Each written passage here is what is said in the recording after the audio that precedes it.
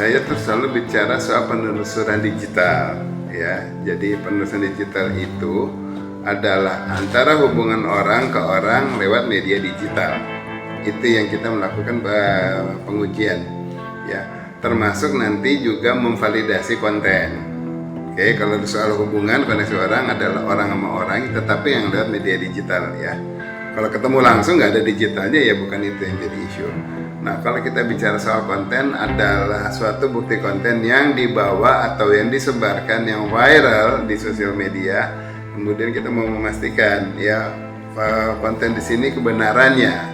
Oke. Nah, setelah ada itu kemudian kita lihat mengenai penyanggahan-penyanggahan atau hal-hal yang memungkinkan untuk menyatakan bahwa itu tidak benar. Ya kan, mencocokkan. Nah, karena nanti di sini ada pertikaian, ada perselisihan, ada yang saling sanggah dan sebagainya. Biasanya satu pihak memberatkan, satu pihak ini yang meringankan, kemudian saksi ahli dipanggil, saksi ahli menengahkan untuk kemudian menunjukkan apa yang menunjukkan bahwa ini yang lebih benar, apa yang menunjukkan yang ini yang lebih benar. Ya, dari keputusannya seperti itu. Oke, dasar pikirannya dari situ. Nah, jadi yang saya lihat dalam kasus ini masih ada banyak hal yang masih bisa dikatakan gamang. Oke, kita buka saja apa yang tersebar di sosial media bahwa anak ini ya dia mengaku bahwa dia anaknya adalah Denada.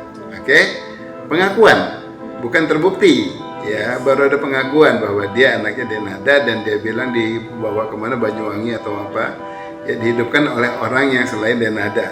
Oke. Tetapi rentang waktunya 24 tahun ya, dari mulai waktu saat dia lahir, dan saya nggak tahu ceritanya itu kapan yang udah mulai dipisahkan. Ya, nah, oke, dengan rentang tersebut berarti secara digital perlu dibuktikan bahwa seorang Reski Rosano itu seorang itu yang sekarang mengangkat isu ini, apakah dia juga orang yang sama sebagai Reski Rosano yang memang disingkirkan ataupun yang memang dibawa lah kita bilang oleh Denada ke kota tersebut waktu kecil, waktu lahir, waktu apapun. Kan bisa saja ini masih orang yang berbeda, orang yang asal aja, oh saya ngaku saya Reski Rosano, yes I have a KTP, ya this is my ID card, ini apa segala. ID card di tengah tahun, umpamanya 24 tahun, dari 0 sampai 20 tahun bisa aja namanya Encep Kucumacep. Oke, kemudian 21 sampai 22 namanya Ujang Sumojang. Baru 22, 23, 24 karena ada satu kepentingan jadi namanya Reski Rosano, misalnya yang kayak gitu. Berarti kita menelusuri dulu ya, lacak digitalnya dulu terhadap orang tersebut ini, betul nggak nih orang yang sama? Bicara secara digital ya, itu yang perlu diperhatikan. Yang kedua, kemudian setelah itu ada, berarti ada suatu pembuktian dulu, pengakuan kira-kira kapan ini dibawa ke sana, ke Banyuwangi ya. Dan kemudian apa yang bisa membuktikan secara digital? Ya, pertinggal digitalnya banyak macam-macam, misalnya naik pesawat kah, ada tiketnya. Apakah tiket masih menyimpan selama 24 tahun, ataupun kemudian dia bilang, oh ada foto-foto dulu. Nah, foto-fotonya diperiksa secara metadata. Pastikan bahwa saat itu foto-fotonya ada, saat itu umur berapa, saat itu siapa yang mengantar. Ya. Kemudian bukti digital lagi mencari kepada saksi-saksinya. Ya. Bukan pengakuan orangnya, digital nggak pernah nanyakan pengakuan orang, tidak pernah peduli. Oke, karena kita lebih ngelihatnya dari kejelasan si perangkat yang ada ya, dan kemudian bukti-bukti visual.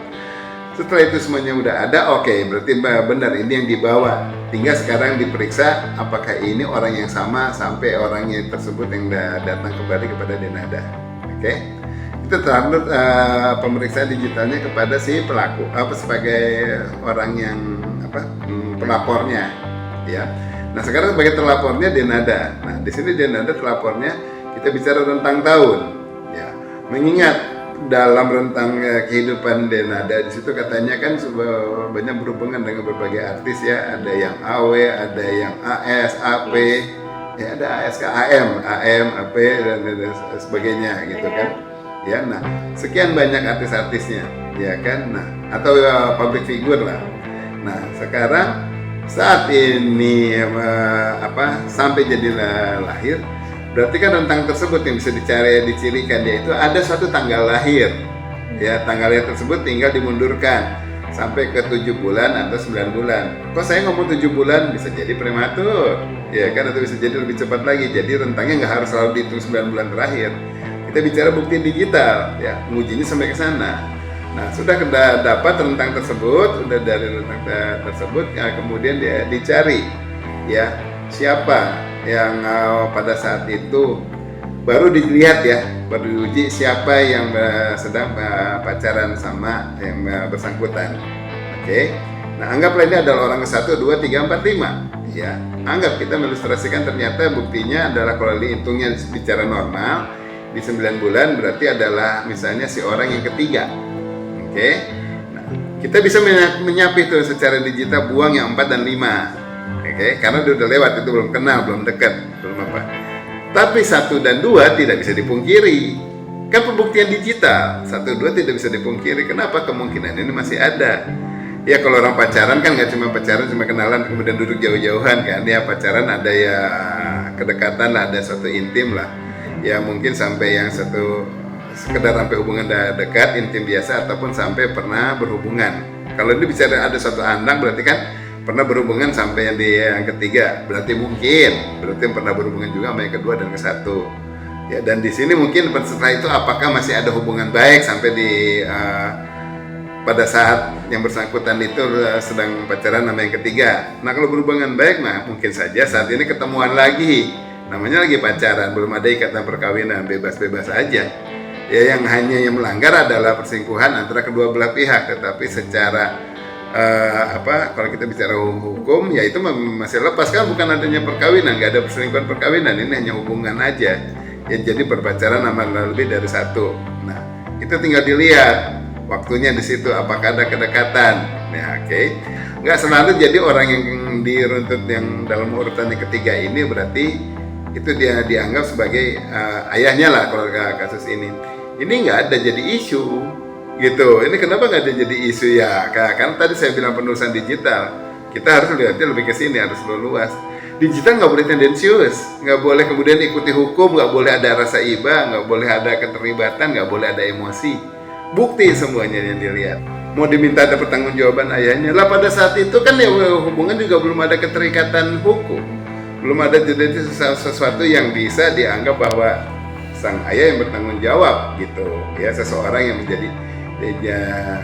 dijadikan sebagai ayahnya yang bertanggung jawab. Nah, nggak bisa kalau secara digital, nggak bisa langsung itu menjadi penguatan hukum karena tadi segala kemungkinan ini masih ada. Dan ini biasanya kalau sampai jadi ke pengadilan, ini juga diajukan kepada hakim. Orang yang digital forensik itu nggak menjawab sekedar apa yang ditanyakan hakim, enggak. Kita menjawabkan luas karena ketidaktahuan penegak hukum dan mungkin baik kepolisian atau siapapun pasti fokusnya pada satu hal yang mereka perhatikan. Sementara digital itu kita bisa memperluas, kita bisa kembangkan. Ini loh temuannya, kalau bilang temuan, ini loh temuannya. Yang bersangkutan itu lahir apakah normal, apakah prematur. Kalau umpamanya ini kan nggak mungkin lahir yang di bidan-bidan atau yang biasa ya, levelnya seorang denada, pasti mungkin lahirnya paling tidak di rumah sakit misalnya. Informasi dokter tersebut yang akan keluar untuk menyatakan dia lahir normal kan di 19-10 hari, ataukah prematur sedikit saja ya atau lebih tertunda misalnya. Nah, konfirmasi dari pihak rumah sakit itu yang menguatkan, okay, untuk tanggal kelahiran. Tetapi untuk kira-kira siapa yang bertanggung jawab, tadi dilihat bahwa kelahirannya prematurnya itu dengan rentang yang berapa lama. Nah, berarti di rentang tersebut nanti dilihat siapa yang benar-benar murni masih pacaran. Baru dikira-kira ya, bukan berarti bertanggung jawab ya, yang paling kemungkinan. Kalau secara digital, tapi solusi non digitalnya ada, gampang, tes DNA. Orang digital aja kami bilang kayak gitu mah, DNA aja. Ya, kaminya sebagai melakukan pembuktian penguatan. Tetapi DNA ini udah jelas, lebih jelas. Pertama, apakah betul itu anak kandungnya? Kalau ada anak kandungnya, kemudian siapa yang di antara tiga itu bertanggung jawab? DNA-nya bilang adalah si itu yang bertanggung jawab, misalnya siapa. Nah, itu bisa ada yang berkelit, ya kan? Berkelit udah tes DNA, tetap aja ada yang masih berkelit terus, bukan? Nah, setelah berkelit itu, penguatan dari pihak digital forensik ini yang memastikan lagi bahwa seberapa kuat alibi dia untuk menyatakan iya atau tidak, gitu.